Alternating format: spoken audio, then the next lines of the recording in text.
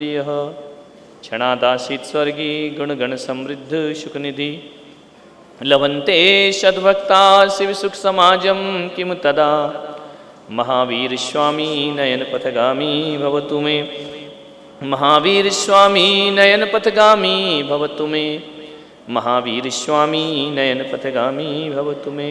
प्रथम तीर्थंकर ऋषभदेव भगवान की, भगवान महावीर स्वामी की, परम पूज्य गुरुदेव आचार्य श्री पुष्पदंत सागर जी महाराज की, अहिंसा परमो धर्म की। बोलो परम पूज्य भारत गौरव राष्ट्र संत चिंतनम तीर्थ प्रणेता आचार्य पुलक सागर जी गुरुदेव की, आचार्य संघ की जय।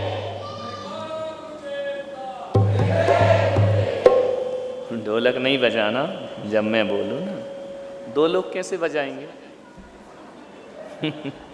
एक ही बजाए तो अच्छा है ना। लेकिन बहुत अच्छे संगीतकार हैं, रात को बहुत सेवा करने आते हैं और जितना आनंद लोग चरण की सेवा करते उसमें नहीं आता, जितने ये कर्ण की सेवा करते हैं उसमें आनंद आता है। बहुत अच्छा बजाते हैं, गाते हैं, लगता है सुनते रहो सुनते रहो। तो मैं उन्हें भी आशीर्वाद देता हूँ। और अब थोड़ा रात में तुम बजाते, दिन में मुझे बजाने दो। तो समय भी हो रहा है, शाम आने को है। इतना ही कहूँगा कि एक बात आपसे पूछूं, बोलो पूछूं या नहीं?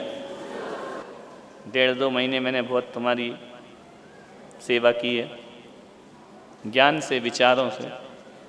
हाथ पैर से तो उम्मीद रखना ही मत, है ना। हम तो ज्ञान से ही सेवा कर सकते हैं। तो इस शरीर का सबसे अच्छा अंग कौन सा होता? अपनी बॉडी है। अभी एक वक्ता कहकर गए, महाराज बड़े सुंदर महाराज, ऐसे महाराज वैसे। शरीर का सबसे सुंदर अंग कौन सा होता है? महावीर पाटनी कह रहे आंखें, शरारतें नहीं जाएंगी। सबसे सुंदर अंग कौन सा होता है? मन अंग थोड़ी। हाँ बोलिए, क्या? कान सबसे सुंदर लगते तुमको, क्योंकि उसमें चश्मा रहता है ना। सबसे सुंदर अंग कौन सा इस शरीर का? ललित पाटनी बताएंगे। आज समाज के अध्यक्ष है, उनने उत्तर दिया तो पूरी समाज ने दे दिया। सबसे सुंदर अंग कौन सा होता है? कौन बोला हम ही सबसे सुंदर है महाराज? सबसे सुंदर अंग कौन सा होता है इस शरीर का? सबसे खूबसूरत, सबसे अच्छा मुख। और बताइए कोई? इतने सारे में पूरे अंगों के नाम लो, एक तो सही होगा ना। जहां तक मैं सोचता हूं कि शरीर का सबसे सुंदर अंग यदि कोई होता है तो दिल सबसे सुंदर हुआ करता है। दिल से सुंदर कोई नहीं हुआ करता है, सबसे अच्छा दिल होता है।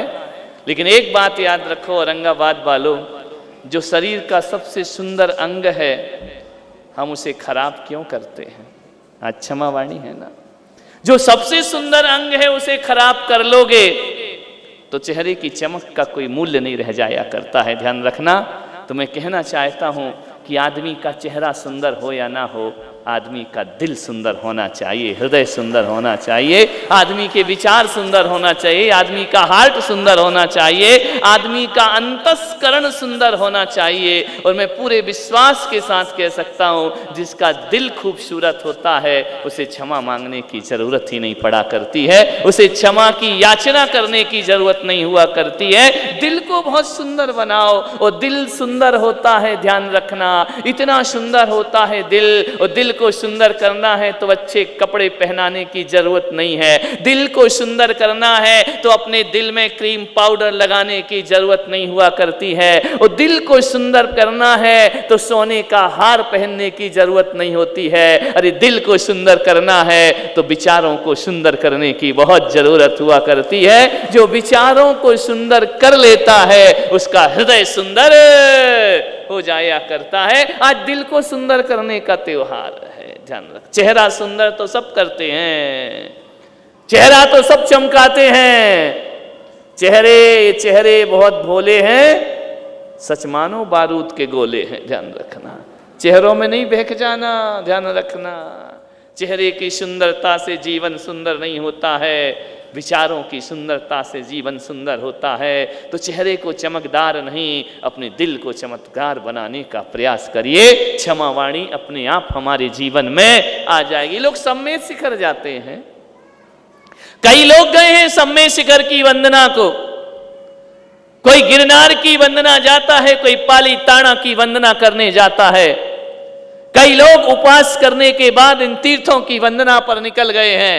लेकिन मैं पुलक सागर इतना ही कहता हूं, औरंगाबाद की धर्म सभा में बैठकर कि चाहे वैष्णव देवी की यात्रा हिंदू समाज करे, चाहे पारसनाथ शिखर जी की यात्रा जैन समाज करे, लेकिन मेरा इतना ही आपसे निवेदन है कि सम्मेद शिखर की सीढ़ियां बाद में चढ़ना, अपने दुश्मन की सीढ़ियां सबसे पहले चढ़ा करो, ध्यान रखना है। सम्मेद शिखर की सीढ़ियां चढ़ गए और दुश्मन की सीढ़ियां ना चढ़ी, बेकार होती है क्षमावाणी मनाना।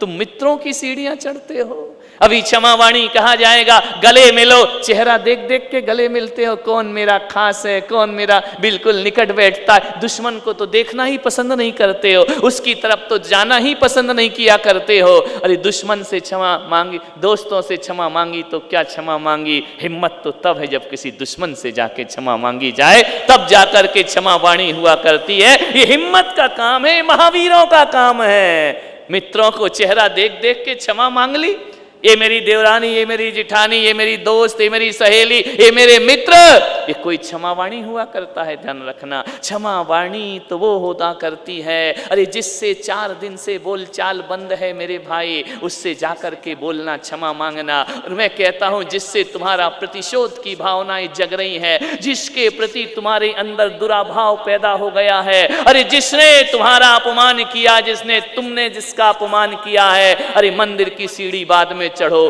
दुश्मन के घर की सीढ़ी सबसे पहले चढ़ना चाहिए। आज जाओ, अपने घरों से निकलो, आपके बरसों से जो दुश्मन है, मनमुटाव है, मनोमालिन्य है, जाकर उसके गले लग जाना।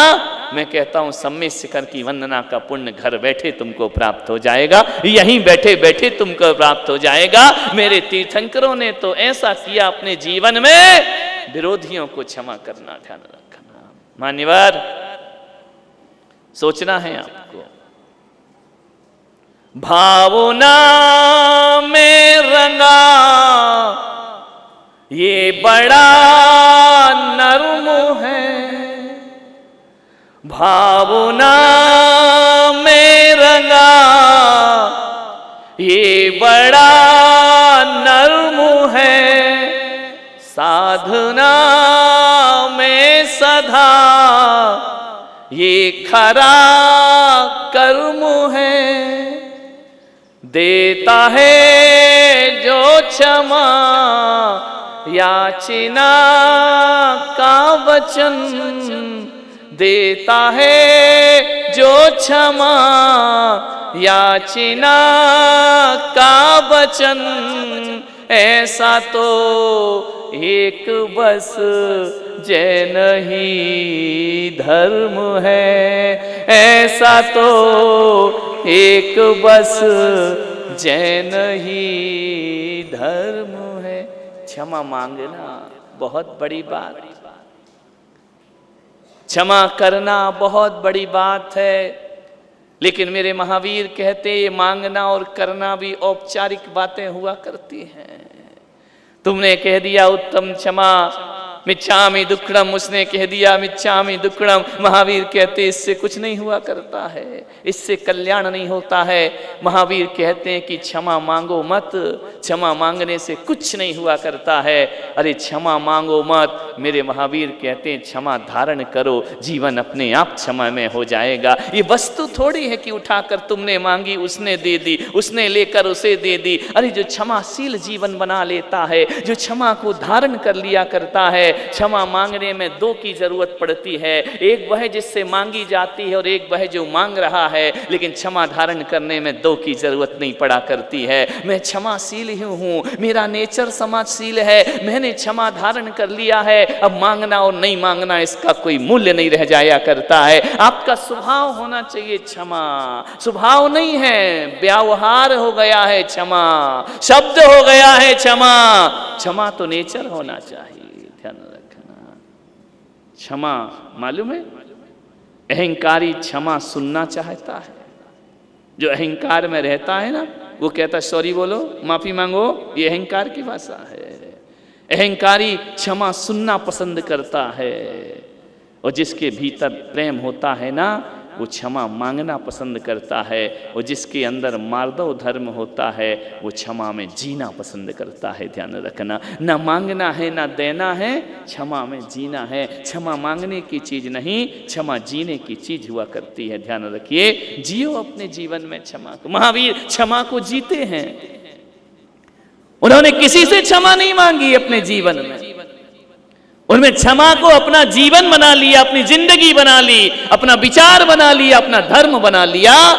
और उसका प्रभाव ये पड़ा कि जहां से मेरे महावीर जिस ध्यान में बैठ जाते थे, शेर और गाय एक घाट में आकर पानी पिया करते थे। ध्यान रखना, यदि तुम्हारे अंदर क्षमा है और घर के भाई भाई नहीं बोलते हो तो फिर कैसी क्षमा है, परिवार ही नहीं बोलता है तो फिर कैसी क्षमा है, दो भाई अदालत के कटघरे में खड़े हैं फिर कैसी क्षमा है, पति पत्नी तलाक के किनारे आकर खड़े हैं फिर कैसी क्षमा है, बाप बेटों में तू मैं चलती है, ये कैसी क्षमा है। ध्यान रखना, एक समाज दूसरे समाज से बोलना नहीं चाहती है, ये कैसी क्षमा है। मंदिर और स्थानक लड़ते हों, ये कैसी क्षमा हुआ करती है। ध्यान रखिए, ये क्षमा नहीं हुआ करती है। मान्यवर, क्षमा तो जीवन है।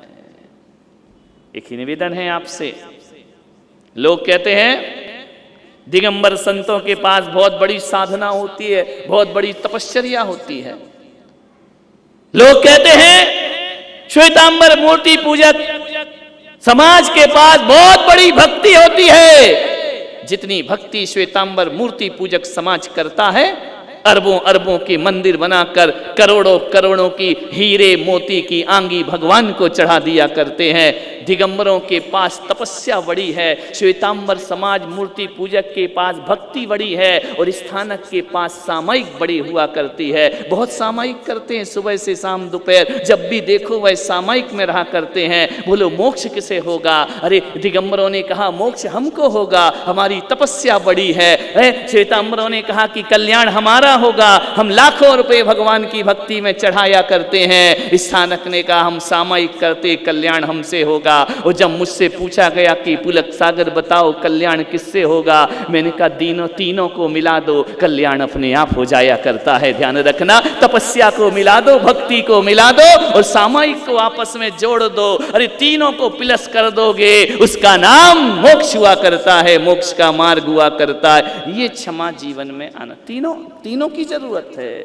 ना तो अकेली तपस्या से कल्याण होता है, ना अकेली भक्ति से कल्याण होता है, ना अकेली सामायिक से कल्याण होता है। जब तीनों मिल जाते हैं तो हमें कल्याण करना नहीं पड़ता, कल्याण हमारे पास खुद चलकर आ जाया करता है। मोक्ष हमें जाना नहीं पड़ता है, मोक्ष खुद उतरकर जमीन पर आ जाया करता है। ध्यान रखिए, जीवन उसका नाम है। मेरे गुरु ने मुझे यही सिखाया है, ध्यान रखना। मान्य, यही आग्रह करूंगा बड़ी विनम्रता के साथ। ऐसा ना हो कि आज संवत्सरी, आज उत्तम क्षमा के दिन, क्षमा वाणी से पहले जो 4 दुश्मन तुम्हारे पहले थे और आज के बाद कल भी दुश्मन रहेंगे, तो ये क्षमा वाणी नहीं हुआ करती। ध्यान रखना, मैं आपसे निवेदन करता हूं, 4 दुश्मन आज से पहले थे तो आज के बाद 4 नहीं तो 3 तो कम होना चाहिए ना। ध्यान रखना, यदि हर साल तुमने अपने दुश्मनों की संख्या कम कर ली तो महावीर कहते हैं अब तुम क्षमा की साधना कर रहे हो। ऐसा ना हो कि 10 लोग से पहले भी नहीं बोलते थे और पर्यूषण के बाद भी नहीं बोलते हैं, क्षमा वाणी के बाद भी नहीं बोला करते हैं। मैं निवेदन करना चाहता हूँ, चलकर अपने दुश्मन मत बनाओ। आज पहला संकल्प यहाँ से लेकर के उठना, आज क्षमा वाणी है ना, मैं जानबूझकर किसी को अपना दुश्मन नहीं बनाऊंगा, ध्यान रखना। और दुश्मन जब भी बनते हैं तो धन दौलत की वजह से नहीं बनते हैं, दुश्मन जब भी बनते हैं हमारे शब्दों की वजह से दुश्मन बना करते हैं, हमारे बोलने से दुश्मन बना करते हैं। पहला संकल्प आज आपको लेना है, यदि धर्म की क्रांति पैदा करना है, कि मैं जानबूझकर कोई भी नया दुश्मन तैयार नहीं करूंगा। 50 साल की उम्र हो गई, 60-70 साल की उम्र हो गई, 80 साल की उम्र हो गई है, शरीर काम नहीं करता है। मैं आपसे निवेदन करता हूं, जब शरीर काम नहीं करता तो एक संकल्प ले लो कि मैं जानबूझकर किसी को अपना दुश्मन नहीं बनाऊंगा। दूसरा संकल्प एक लो, पर्युषण पर्व को हकीकत में मनाना है। पहला संकल्प होना चाहिए, अगले पर्युषण तक मैं नया दुश्मन तैयार नहीं करूंगा। ये पहली जीवन की संकल्प शक्ति होना चाहिए। दूसरी संकल्प शक्ति होना चाहिए कि अपने दुश्मनों की संख्या को निर्धारित करो, कितने दुश्मन हैं, उनमें से मैं उन दुश्मनों को कम करने का प्रयास करूंगा। मैं प्रयास करूंगा कि आने वाली संवत्सरी तक मेरे दुश्मन 0 में आ जाएं, और जिस दिन दुश्मन 0 हो गए उस दिन जिंदगी को हीरो बनने में ज्यादा देर नहीं लगा करती है। ये संकल्प लीजिए, दुश्मनों को कम करो। बढ़ाते क्यों? 2 तीखे शब्द बोल के एक नया दुश्मन तैयार क्यों कर लेते हो? नहीं, ये 2 साधना जीवन में हो गई कि जो दुश्मन थे उनमें कमी करूंगा और नए दुश्मन तैयार नहीं करूंगा। मैं कहता हूं कि 10 उपास 32 उपास का जो पुण्य नहीं लगेगा, वो आपको दुश्मनी को मिटाने से जीवन में पुण्य की बरसात हो जाया करती है। ध्यान रखना, वही जीवन होता है, वही जिंदगी होती है। मान्यवर, यही आग्रह है मेरा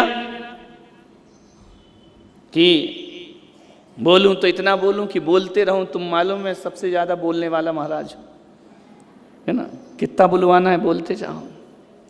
लेकिन मेरे से ज़्यादा हिम्मत वाले तो औरंगाबाद वाले हैं। बोलना आसान है, सुनना कठिन है। मेरे से ज़्यादा तपस्या तो तुम करते हो यहाँ बैठ करके, कब से बैठे हैं अपन, ध्यान रखना। लेकिन इतना ज़रूर कहूँगा कि आज एक बार कहें, आखिरी बार कहें, आज एक बार कहें, आखिरी बार कहें, क्या पता तुम ना रहो, क्या पता हम ना रहें। आज एक बार कहें, आखिरी बार कहें, क्या पता तुम ना रहो, क्या पता हम ना रहें। मंदिर हो या स्थानक, सबके दिल में पीर है।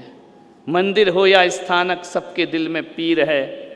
तुम में भी महावीर है और मुझ में भी महावीर है। ध्यान रखना, तुम में भी महावीर है, मुझ में भी महावीर है। बिखरे बिखरे हैं सभी, बिखरे बिखरे हैं सभी, आओ एक घर में रहें। क्या पता तुम ना रहो, क्या पता हम ना रहें। जिंदगी का कोई भरोसा नहीं हुआ करता है। प्रेम से जियो, प्रेम से, आनंद से जिंदगी को जियो। जहाँ प्रेम होता है वहाँ सॉरी जैसे शब्द की आवश्यकता नहीं होती। आज सुबह मेरे गुरुदेव से मेरी बात हुई। गुरुदेव ने क्षमा वाणी पर क्षमा शब्द मेरे सामने रखे। मैंने कहा आप मत रखिए, यह मौका मुझे दीजिए। बोले नहीं, छोटे नहीं बड़े क्षमा मांगते हैं। मैंने कहा कि गुरुदेव, हमारे और आपके रिश्तों में जो आत्मीयता का बंधन है, जो आत्मा का बंधन है, जो पवित्रता और वात्सल्य का बंधन है, मैंने कहा गुरुदेव, मुझे नहीं लगता कि मेरे और आपके रिश्ते के बीच क्षमा को कोई स्थान दिया जाए। क्षमा का स्थान तो वहाँ होता है जहाँ मनोमालिन्य हुआ करता है। मैं आपसे क्षमा मांगूँ, आप मुझसे मांगो, कोई स्थान ही नहीं है।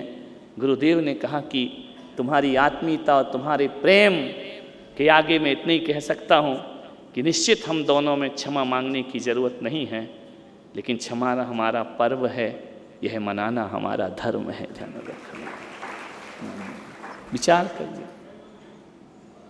बहुत कुछ आज मैं जो भी बोल रहा हूँ, जो भी यहाँ पर बैठा हूँ, आज गुरुदेव ने हमसे कहा कि पुलक सागर, औरंगाबाद के चर्चे सुन रहा हूँ, एक से नहीं कई से सुन रहा हूँ, और यही आवाज़ आ रही है कि जो इस बार हुआ वैसा कभी नहीं हुआ।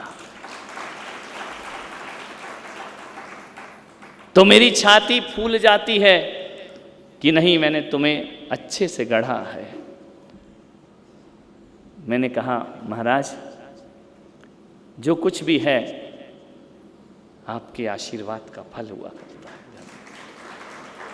एक बात याद रखना जीवन में, उन्होंने कहा कि तुम बेल हो, जब तुम ऊपर चढ़ते हो तो मुझे खुशी होती है। मैंने कहा गुरुदेव मैं बेल नहीं हूँ, मैं घर के ऊपर नहीं चढ़ना चाहता हूँ, मैं तो आप जैसे पर्वत का वो झरना हूँ जो आपका चरण प्रक्षालन करना चाहता हूँ। बेल क्यों बनेंगे, गुरु से ऊपर जाएंगे क्या? हम तो झरने हैं जो ऊपर से गिरते हैं और गुरुओं का चरण प्रक्षालन करके ये झरना फिर झरना नहीं रहता। जब गुरु के चरण का स्पर्श कर लेता है तो ये झरना गंधोदक से ज़्यादा पवित्र हो जाया करता है, जीवन पवित्र हो जाया करता है। मान्यवर बहुत कुछ हमें हमारे गुरुदेव ने दिया। हम तो कुछ भी नहीं थे, आपकी तरह बैठते थे जैसे आप बैठे हुए हैं। कभी हम भी धोखे से किसी संत की सभा में जाके बैठ जाते थे, वो कोई मनोयोग से जाकर के नहीं बैठा करते थे, गए थोड़ा घूमा मौज मस्ती की चले आए। लेकिन ध्यान रखना पत्थर की क्या औकात हुआ करती है, वह तो जगह जगह ठोकर खाता है। हमारी ज़िंदगी तो पत्थरों की ज़िंदगी थी, जहाँ जाओ वहाँ ठोकर पड़ा करती थी। पत्थर सड़क पे पड़ा हो तो लोग उसे ठोकर मार के किनारे कर देते हैं, पत्थर ऊंचाइयों पर हो तो लोग बच्चे भी उसे मारकर नीचे गिरा दिया करते हैं। पत्थर की ज़िंदगी तो ठोकरें खाने की ज़िंदगी होती है। जब कोई आचार्य पुष्पदंत सागर जैसे गुरु मिल जाते हैं तो वह पत्थर पत्थर नहीं ठाकुर बन करके मंदिर में विराजमान हो जाया करता है। वही पत्थर जो जगत की ठोकरें खाता है वही ठाकुर का रूप ले लिया करता है। ध्यान रखना मान्यवर, हम जैसे अनगढ़ पत्थरों को गढ़ गढ़ के उन्होंने इस योग्यता को प्रदान किया है। मैं उनके ऋण से कभी जिंदगी में ऋण नहीं हो सकता हूँ। हमेशा उनके ऋण से मैं ऋणी रहूँगा। और मैं तो हर जन्म में यही परमात्मा से प्रार्थना करता हूँ कि हे भगवान, यदि तेरे दर पर तेरे मोक्ष पर आने का अवसर मिले तो आचार्य पुष्पदंत मेरी उंगली पकड़ें और उनके साथ मैं मोक्ष महल में प्रवेश करूं तो मेरा जीना सार्थक और सफल हो जाएगा। उन्होंने बहुत उपकार किए हम पर, हमें अवसर दिया है, हमें मौका दिया है, समाज में खिलने और खेलने का मौका उन्होंने प्रदान किया है। उन जैसा उपकार, गुरु जैसा उपकार जिंदगी में किसी का नहीं हो सकता है। माँ बाप केवल जन्म देते हैं, गुरु जिंदगी दिया करते हैं। और मैं इतना प्रार्थना कर, इतना ही बात आपसे कह रहा हूँ, माँ बाप वो होते हैं जो हमें संसार में लेकर आते हैं और गुरु वो होते हैं जो संसार से निकाला करते हैं। ध्यान रखना, संसार से निकाल कर मोक्ष में ले जा कर के प्रदान कर देते हैं। माँ बाप वो होते हैं जो इंसान के रूप में हमें जन्म देते हैं और गुरु वो होते हैं इस इंसान में भगवान का रूप प्रदान कर दिया करते हैं, भगवत्ता प्रदान कर दिया करते हैं। ऐसा उपकार गुरुदेव का हमारे जीवन में रहा। उनके हर पल हर क्षण हमारे जीवन को सार्थक करते हैं। जितने पल उनके साथ गुजारे हैं, कौन कहता है कि हम उनसे दूर हैं? हम दूर नहीं हैं। ध्यान रखना, हम दूर रहकर भी उनके पास हुआ करते हैं। कुछ लोग ऐसे होते हैं जो पास रहकर भी दूर होते हैं और कुछ लोग ऐसे होते हैं जो दूर रहकर भी बहुत पास हुआ करते हैं। लोग कहते हैं भगवान महावीर हमसे दूर हैं। ध्यान रखना, हम दूर रहकर भी भगवान महावीर के बहुत पास हुआ करते हैं। भगवान हमसे दूर हो सकता है, गुरु हमसे दूर हो सकता है, लेकिन शिष्य कभी गुरु से दूर नहीं हुआ करता है। ध्यान रखना, शिष्य हमेशा उनके साथ उनके पास हुआ करता है। अरे ना सही द्रोणाचार्य ना दे शिक्षा तो ना दे, लेकिन कोई एकलव्य होता है जो मिट्टी के द्रोणाचार्य से भी धनुर्विद्या सीख लिया करता है। ध्यान रखना, कोई बात नहीं, अर्जुन के पास साक्षात गुरु थे, एकलव्य के पास साक्षात गुरु नहीं थे। वह तो ऐसा शिष्य निकला, ऐसा शिष्य निकला, उसने किसी को गुरु नहीं बनाया। एकलव्य ने, अरे अर्जुन ने द्रोणाचार्य को गुरु बनाया, लेकिन एकलव्य ने गुरु नहीं, एकलव्य जीवन भर शिष्य बन करके रहा। ध्यान रखना, और ऐसा शिष्य बन के रहा जिस गुरु ने आश्रम से धक्के मार के निकाल दिया हो, वह गुरु यदि गुरु दक्षिणा में अंगूठा मांगता है तो एकलव्य उसे देने को तैयार हो जाए। ये संस्कृति हमारे देश की है। ऐसे गुरु मुझे तो द्रोणाचार्य नहीं मिले, मुझे तो ऐसे मिले कि मैं यही कह सकता हूं कि उन्होंने मुझे ठुकराया नहीं, उन्होंने मुझे अपनाया, मुझे इस योग्य बनाया मैं आज अपने गुरु आचार्य श्री पुष्पदंत सागर जी महाराज के चरणों में मन वचन काय से क्षमा याचना करता हूँ। और कोई भी अपराध, अविनय, अवज्ञा इंसान है, कभी कभी किसी बातों से दिल टूट जाता है, मैं उनसे क्षमा, हालांकि क्षमा जैसे व्यवहार हमारे नहीं हैं, बहुत आत्मीयता है। क्षमा जैसा शब्द हमारी आत्मीयता के सामने बौना पड़ जाया करता है, ध्यान रखना। मैं तो कहता हूँ जहाँ पवित्र प्रेम होता है वहाँ क्षमा की ज़रूरत नहीं हुआ करती है। उन्होंने बहुत हमें कुछ दिया है, सिखाया है।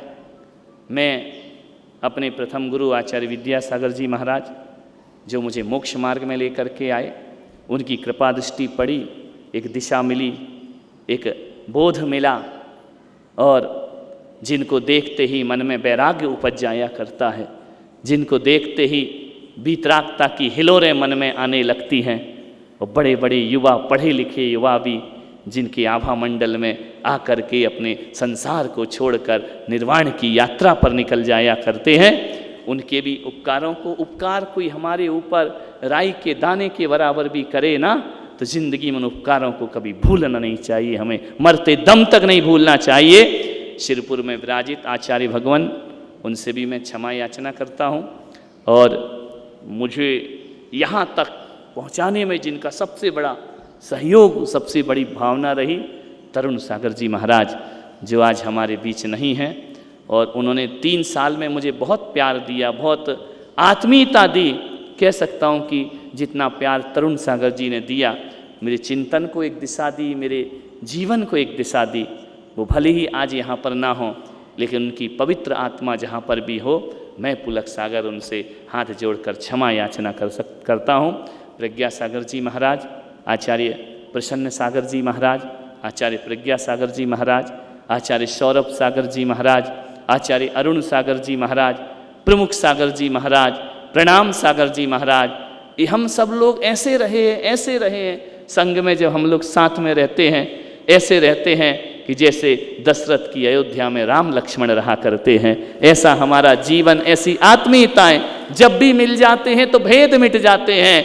दोनों सारे साधु हमारे संग के इतने आत्मीयता से रहते हैं, इतना प्रेम उनके अंदर होता है। मैं उन सभी साधुओं से, अपने सहपाठियों से, अपने अग्रजों से, अपने अनुजों से मैं यहाँ पर हाथ जोड़ करके उन सब से क्षमा याचना करता हूँ। कहीं भी वो हों, मेरी भावनाएं उन तक ज़रूर पहुँचेंगी। जो बड़े हैं उनसे भी हाथ जोड़ता हूँ, जो छोटे हैं उनसे भी हाथ जोड़ करके मैं क्षमा याचना की भावनाएं यहाँ पर रखता हूँ, निर्मलता के लिए, पवित्रता के लिए। और एक बात ध्यान रखना, हाथ जोड़ते ही निर्मलता अपने आप आना शुरू हो जाती है, लाना नहीं पड़ती है, अपने आप वो झरना फूट पड़ा करता है।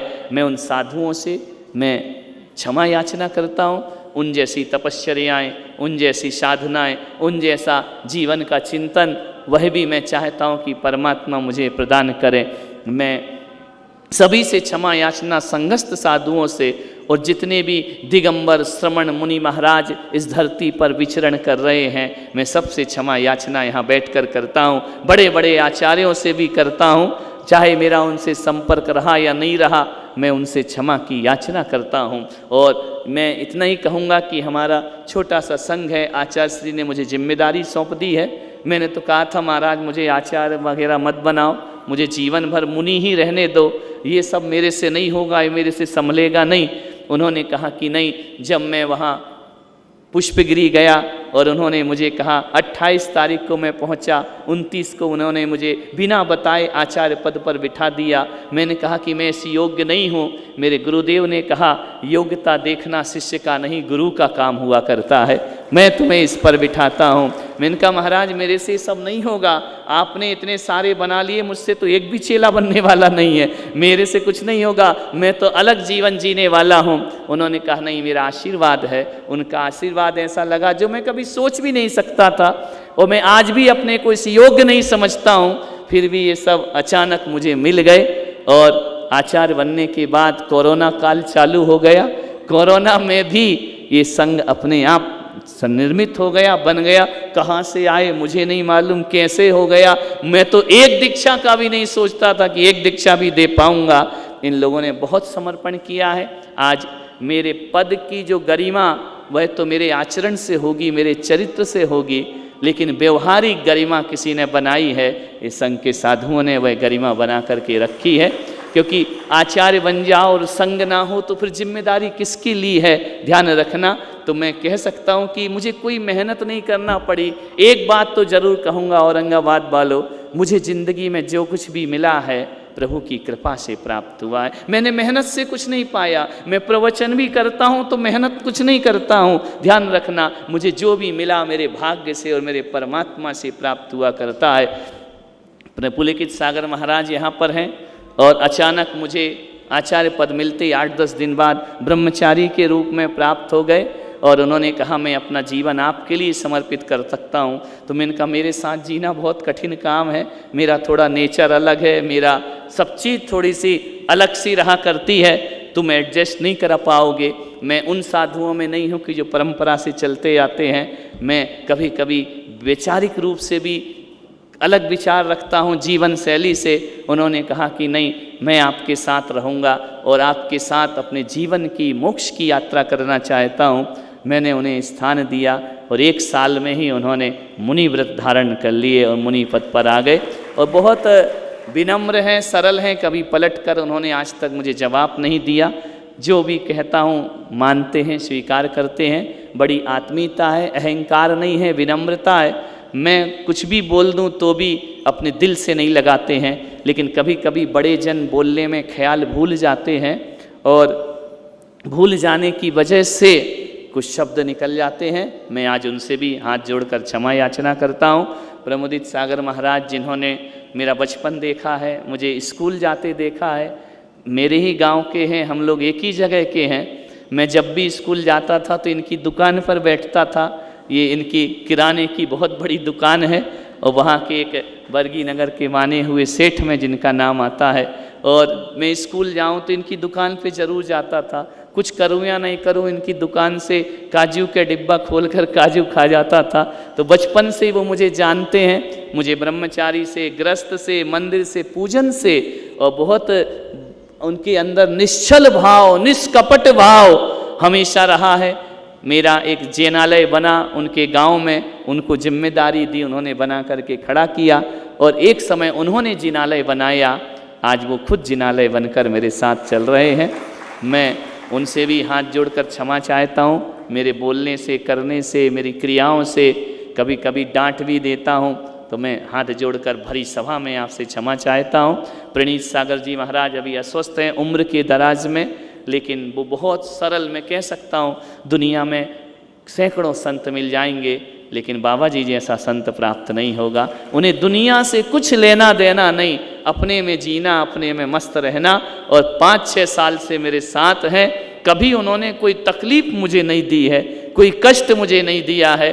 मैं उनसे भी क्षमा चाहता हूँ। एलक जी मेरे सहपाठी रहे हैं, 1-2 क्लास हम लोगों ने साथ साथ पढ़ी है और वह भी साथ थे, मैं भी साथ था, पढ़ते थे, लिखते थे।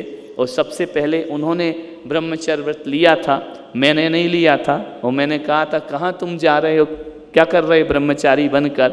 लेकिन स्थिति ऐसी मोड़ आई कि उनने शादी कर ली, मैं महाराज बन गया और वो संसार में फंस गए और मैं महाराज बन कर के निकल गया। लेकिन कह सकते हो कि जब इन लोगों की दीक्षा दी जा रही थी, उनका फ़ोन आता है मुझे भी दीक्षा लेना। मैंने कहा तुम क्या लोगे, तुम क्या दीक्षा लोगे, तुम तो ब्रह्मचारी बन रहे थे, शादी कर ली, 2-2, 3-3 बच्चे हो गए, अब तुम क्या दीक्षा लोगे। लेकिन बोले नहीं, मेरी भावना है। और पहली शख्स हैं ऐसे जिन्होंने संपर्क करके फ़ोन में ही दीक्षा फाइनल कर दी कि मुझे आके दीक्षा ही लेना है। रात को चल के आए, 1 रात रुके और दूसरे दिन उन्हें दीक्षा प्रदान कर दी गई। अभी बहुत इच्छा है मेरी मुनि दीक्षा करो, मेरी मुनि दीक्षा करो, औरंगाबाद में ही करो। अरे मैंने कहा रुको भाई, औरंगाबाद में अभी नहीं। तो बहुत उनकी भावना है, लेकिन बहुत सरल हैं, शांत हैं। और जिस तरह से उनका ग्रस्त जीवन रहा, मैं जानता हूँ कि इतने सरल शांत नहीं थे वो यहाँ आके बने हैं, कि वहाँ तो बड़े उग्र प्रवृत्ति के थे, लड़ाई झगड़े से डरने वाले नहीं थे। लेकिन मैंने कहा कि बेटा तुमने घर में मोहल्ले से बहुत लड़ लिया, अब कर्मों से लड़ो जिससे आत्मा का कल्याण हो। और वह आज यहाँ पर तपस्यारत हैं, मैं उनसे भी हाथ जोड़कर क्षमा याचना करता हूँ। दोनों ब्रह्मचारी, वो मेरे ग्रस्त जीवन का, मेरे भाई का पुत्र है, भतीजा है, और हमारे घर से 1-2 नहीं 5-5, 6-6 लोग सन्यास के मार्ग पर निकले हुए हैं। वह भी उसमें आगे बढ़ रहा है और उसने पढ़ाई लिखाई ग्रेजुएट की हुआ है वह, और वह इस मार्ग पे बढ़ रहा है। मैं उससे भी हाथ जोड़कर क्षमा चाहता हूँ। और नरेंद्र जी जो पिछले सालों में ऐसा कोई क्षण नहीं जब वो मेरे नाम के बिना जीते हों, मेरे नाम के बिना रहते हों, उन्हें दुनिया से मतलब नहीं, मेरे प्रति उनका बहुत समर्पण रहा है। अधिकारी रहे हैं, इंजीनियर रहे हैं अपने पेशे से वह, और उनके अंदर भी वैराग की भावना जुड़ी। और जब से मैं ग्वालियर गया तब से जुड़े हुए चलते आए, ऐसा वैराग्य की भावना जुड़ी कि उन्होंने कहा मैं शेष जीवन जो मेरा बचा है आपके चरणों में समर्पित करता हूँ। और ऐसे वयोवृद्ध हैं, उनकी उम्र के लिहाज से मैं छोटा हूँ, मेरे बराबर तो उनके बच्चे हैं और बच्चों के बच्चे होंगे, लेकिन फिर भी इस साधना के मार्ग पे, मोक्ष मार्ग पर हैं। कभी कभी उन्हें बोल देता हूँ, उनको दर्द मिलता है, कष्ट मिलता है, क्योंकि जो अधिकारी लोग रहते हैं वो विनम्र थोड़ी देर बाद बनते हैं, है ना। सेठ हेठ तो जल्दी बन जाते हैं, लेकिन गवर्नमेंट जॉब में वो रहे हैं तो, लेकिन फिर भी उनके हृदय में जो पवित्रता है उसको देखते हुए, वयोवृद्ध होते हुए भी पूरी भावना है कि एक दिन मैं दीक्षा धारण करूँगा। मैं उनसे भी हाथ जोड़ करके क्षमा याचना करता हूँ। गुरु और शिष्य कुछ नहीं होते हैं, ये तो समाज की एक व्यवस्था होती है। तुम भी आत्मा हो और मैं भी आत्मा हूँ, तुम में भी महावीर है और मुझ में भी महावीर है। और एक महावीर यदि दूसरे महावीर से क्षमा मांगे तो इसमें कोई आश्चर्य की बात नहीं हुआ करती है।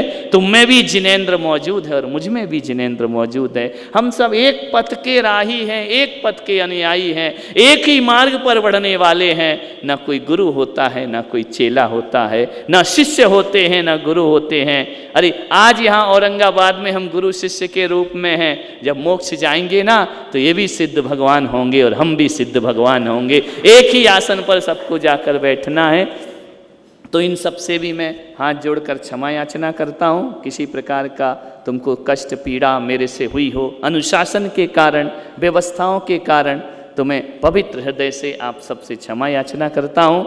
और औरंगाबाद समाज में आया, ललित पाटनी जैसा व्यक्तित्व जो पूरे सकल ये दिगंबर समाज के सिरमौर जो जिम्मेदारी के पद पर मौजूद हैं, जब से मैं आया हूँ उस शख्सियत ने कभी भी किसी भी चीज़ में मुझे ना नुकर नहीं किया।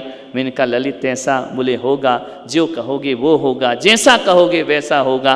और कह सकता हूँ कि उन्होंने जो अध्यक्ष की गरिमा यहाँ पर बढ़ाई है इस चातुर्मास में, मेरे द्वारा यदि उनके मन में तनिक भी विकार हो, मेरे द्वारा यदि उनके मन में तनिक भी ऐसे कोई नेगेटिव विचार मेरे बोलने से, चिंतन से आए हैं, तो मैं सकल जैन समाज के अध्यक्ष होने के नाते उनसे भी क्षमा याचना करता हूँ।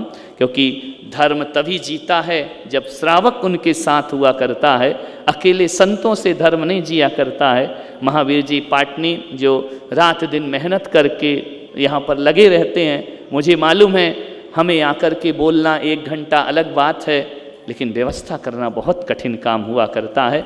लोगों की मान अपमान भी सुनना पड़ता है, ऊंच नीच भी सुनना पड़ता है, घर वालों के ताने भी सुनना पड़ते हैं। रात दिन लगे हो, तुम्हें मिलता क्या है? समाज भी बोलती है और उनके बोलने से सबसे, लेकिन उनकी भावना यही रहती है कैसे भी हो ये चातुर्मास ऊंचाइयों को प्राप्त हो। मैं महावीर भाई पाटनी से भी मैंने कई बार उनको कठोर शब्द भी बोल दिए होंगे, हाथ जोड़कर मैं उनसे क्षमा चाहता हूँ। प्रकाश भाई अजमेरा जो सपना लेकर चल रहे थे कि एक बार गुरुदेव का चातुर्मास औरंगाबाद में होना चाहिए, औरंगाबाद में होना चाहिए। मैं सोच सकता हूँ कि कद छोटा है लेकिन मेहनत बहुत बड़ी है उस शख्स की जो इतना बड़ा काम करता है, रात दिन व्यापार बिजनेस को छोड़ करके संत की सेवाओं में लगा रहता है, सब कुछ छोड़ करके। आज उस शख्सियत की मालूम है रात को नींद हराम होती है, सुबह कार्यक्रम करना है, असफल नहीं हो जाए, महाराज नाराज नहीं हो जाए, समाज में कुछ ऐसा ऊंचा नीचा ना हो जाए, सब तरह से समर्पित रहने वाले हमारे संघ से बरसों से जुड़े हुए प्रकाश भाई अजमेरा से भी मैं हाथ जोड़ करके क्षमा याचना करता हूँ कि अपने मन में कोई बातें ना रखो। जो तुमने मेरे लिए किया है, मेरी सोच से ज़्यादा किया है। मैं डी जी कासलीवाल जो वयोवृद्ध अब हैं, और मैं आया था जब उन्होंने मुझे औरंगाबाद की प्यास जगाई थी। कह सकता हूँ कि ऐसा हंसमुख व्यक्तित्व, ऐसा विनम्र व्यक्तित्व औरंगाबाद में यदि मैं किसी को याद रखता हूँ कहीं भी, डी कासलीवाल को ज़रूर याद रखता हूँ। मैं बहुत बहुत उनसे भी क्षमा याचना करता हूँ। आपने पूरी जिम्मेदारियाँ यहाँ पर निभाई हैं। अशोक भाई अजमेरा जी महामंत्री, वो मुझे देखते ही रहते हैं बस, और कुछ नहीं है कि महाराज क्या कर रहे, क्या हो रहा, क्या नहीं हो रहा। एक एक चीज़ पे निगाह है सीसी कैमरे की तरह, लेकिन सीसी कैमरा जासूसी के लिए होता है, ये प्रेम के लिए निगाह रखा करते हैं। और एक महामंत्री होने के नाते जो उन्होंने इस चातुर्मास में सहकार्य किया है, मैं बहुत बहुत, मेरे द्वारा यदि शुरू में उनसे लगा था उनको कि महाराज कि रहमो करम मेरे ऊपर नहीं है, हमेशा हमेशा तुम पर हैं और रहेंगे, मैं हाथ जोड़कर आपसे भी क्षमा याचना करता हूँ। विनोद जी लोहाड़े, जिनकी बहुत इच्छा थी कि प्रवचन वहाँ पर हों, उनकी माता जी अभी देवलोक को प्राप्त हुई हैं, इतने शोक से वह निकले हुए हैं, और मैं उनके घर उनकी माता जी को भी आशीर्वाद देने के लिए गया था। ऐसा व्यक्तित्व है जो संतों के लिए समर्पित रहता है, श्रवण संस्कृति के लिए समर्पित रहता है, और आज तक मेरे पास ज़्यादा बैठे नहीं, कुछ नहीं किया, लेकिन कभी कभी ऐसा होता है कि कोई बैठे या ना बैठे, फूल टूटे या ना टूटे, उसकी खुशबू से उसका परिचय हो जाया करता है।